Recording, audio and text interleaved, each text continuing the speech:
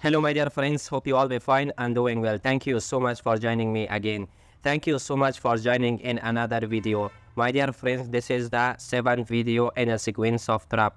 Especially in this game, I'm not going to show you how to trap into checkmate. But in here, I'm going to show you how to trap your opponent to get one extra pieces in here. So this is also giving lots of opportunity to you. So easily you can win the game.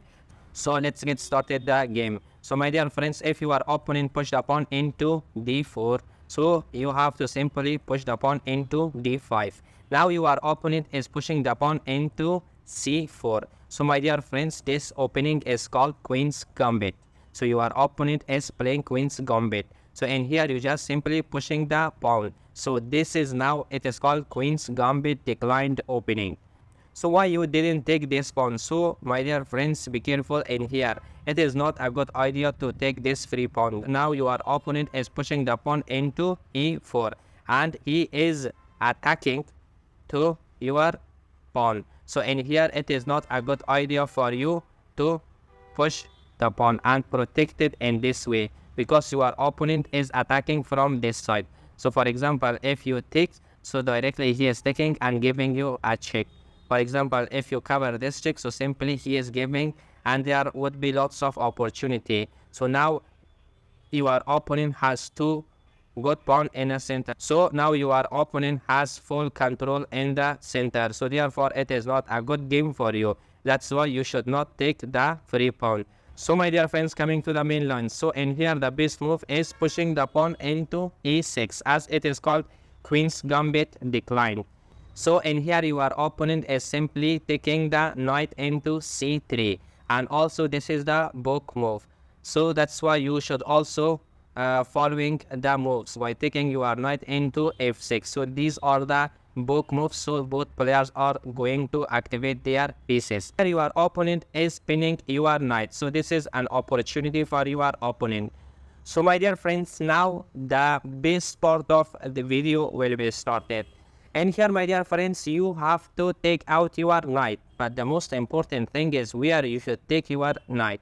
Where you should take your knight. For example, if you take your knight into c6, this is also a very common move. So it is a very good. But I'm going to show you another way that you should trap your opponent. So in this game, you just try this trap. So you should take out your knight into d7.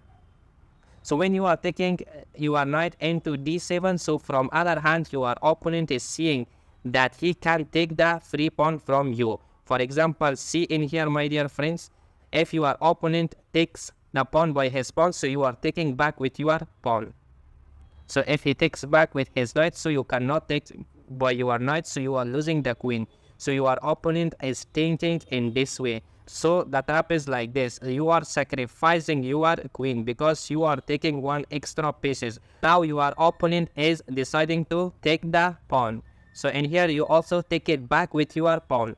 So now your opponent is taking back with his knight and he thinks that you are not going to take the knight because you are losing the queen.